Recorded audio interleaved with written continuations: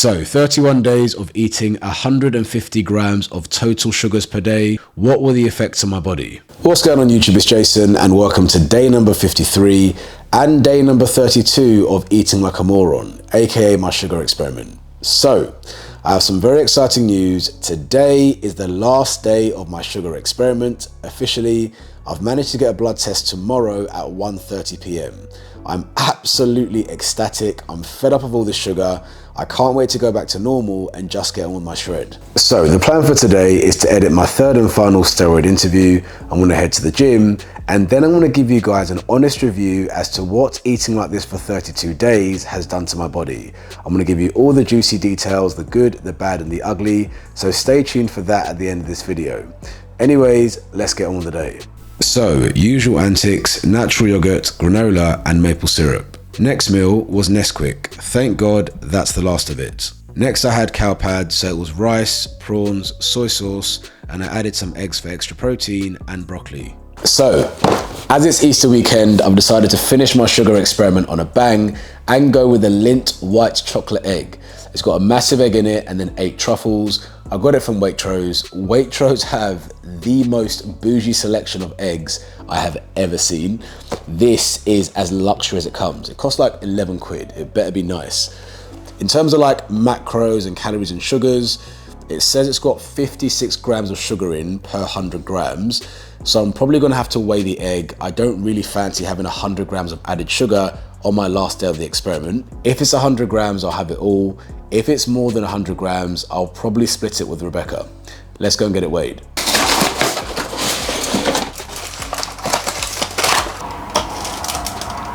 $174, yeah, definitely sharing that. So let's start with half the egg and then I'll let you know how much I get through.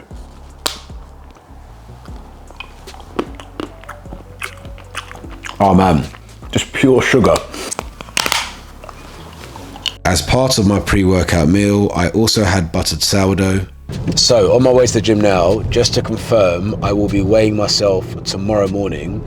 I know I said I'd do it today, but once I found out about the blood test, I thought, why not do it tomorrow morning once all the sugar is done? So it would have been 11 days eating a high sugar diet in a caloric deficit.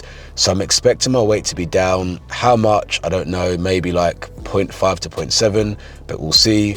And this should help people understand that when it comes to losing body fat, it is calories first, then macros.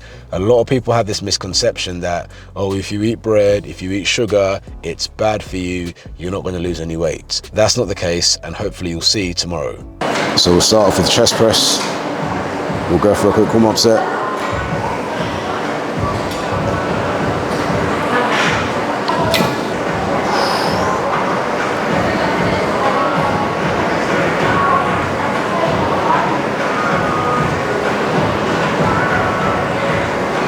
Someone has Gucci sliders on in a 24-hour gym. We're literally paying like £50 a month for the gym, and your Gucci sliders are worth like 300. We're not at third space, let's be real. Right, next, narrow grip lat pull downs. I love this grip. See, can really feel the squeeze of the lats. Cable side laterals.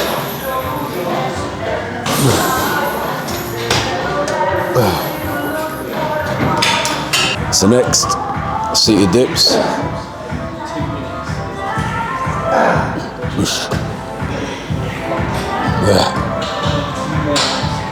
So next, barbell curls.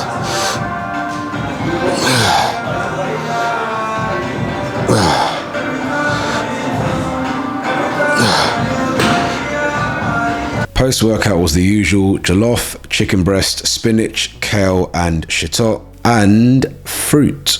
So 31 days of eating 150 grams of total sugars per day and eating 105 grams of added sugar per day. Just for context, added sugars should be around 30 grams per day. According to the recommended daily allowance, I had over 3 times that. What were the effects on my body? So let's start with the typical stereotypes of a high sugar diet. Number 1, bloating. In the first 10 days, I felt bloating with some foods and with other foods I didn't. And I thought that I beat it, to be honest, but After week 2, pretty much every sugary food I consumed that was highly processed gave me what I could only describe as discomfort. There was this constant feeling of like gas in my stomach, like I was always ready to fart. It was really odd, and I didn't really shift that feeling until bed, but then first thing in the morning it would reappear. So I was living with probably bloatedness around 70% of the time. It was uncomfortable. Stereotype number 2 is energy levels. Now, a lot of people say that when you have sugar, because of the sugar spikes, you tend to have your energy levels crashing.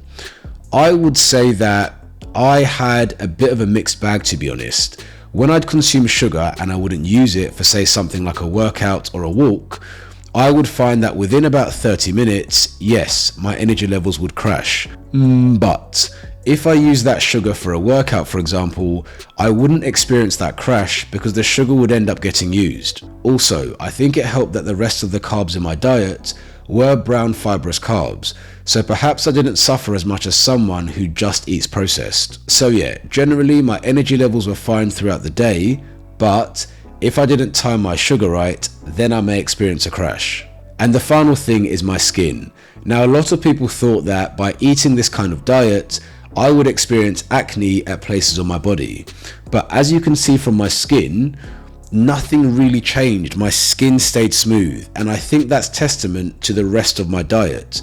I still ate fruit and veg, I didn't eat much in the way of processed or trans fats, and I drink a lot of water, at least 3 liters per day. And so I think all of that mitigated the risks that came from sugar. Sorry, there were 4 points. The final stereotype is sugar addiction. Now, a lot of people that are obese say that sugar is addictive. And to be honest, as someone who doesn't really consume sugar regularly, I would say I did experience what I could only describe as a euphoria. When I had sugar, perhaps because my body's quite sensitive to it, I experienced this rush of energy that did aid my sessions, but also made me feel temporarily high. Well, as close as I could have been to being high. I'm not really someone that would know much about being high, but that feeling was pleasurable. The only reason I didn't like it that much afterwards was because it was foreign to my body, and eventually, at times, I would crash. But if I didn't have my willpower and I hadn't built all the good behaviors, who knows? That feeling was very comforting and it could have been addictive. And science shows that, to be honest. There was a study with rats that consumed cocaine and Oreos, and they found that the rats had more activity in the pleasure part of their brain when they consumed an Oreo cookie versus when they consumed cocaine.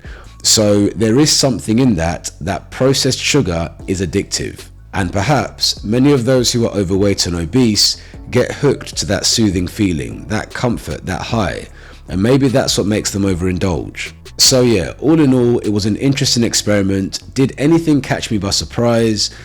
Knowing what I know, not really. I thought I would experience a few more sugar crashes than I did, but again, because the rest of my diet was balanced, it kind of makes sense as to why my energy levels were stable. In terms of bloatedness, I expected to feel bloated because I was eating processed food. My skin, to be honest, I didn't expect it to break out because everything else was dialed in. And in terms of the sugar rush and the high and the potential addictive nature, well, I knew about that from my obese days, so that didn't surprise me. So yeah, that's my review based on my own individual experience. If you're someone who's watching this and looking for justification to gorge on sugar, please do not use this video. Do not try this at home. The only reason I did this and didn't suffer any side effects, really, is because the rest of my life is dialed in. My nutrition, my training, and my body fat. Average Joe Blogs who doesn't have all these things dialed in would suffer a lot worse. So yeah guys, be careful. Remember, nutrition is nuanced. In terms of my calories and macros, total calories for today were 2,837. In terms of my macros, protein was 156 grams, carbohydrates 337 grams, fiber 26 grams, sugar 136 grams, of which added sugar 85 grams, fat 99 grams, and saturated fat 40 grams. So guys, that's everything. Hope you enjoyed this video and hope you enjoyed this series. The final episode of this series is going to be tomorrow when I get my blood test. Just to remind you, a healthy blood sugar is between 3 and 6. At the start of this experiment, I was 4.3. Let me know in the comments what you think I'm going to be tomorrow. I have my ideas, but I'll let you know tomorrow. Don't forget to subscribe to my channel to follow me on this journey, and I'll see you again tomorrow.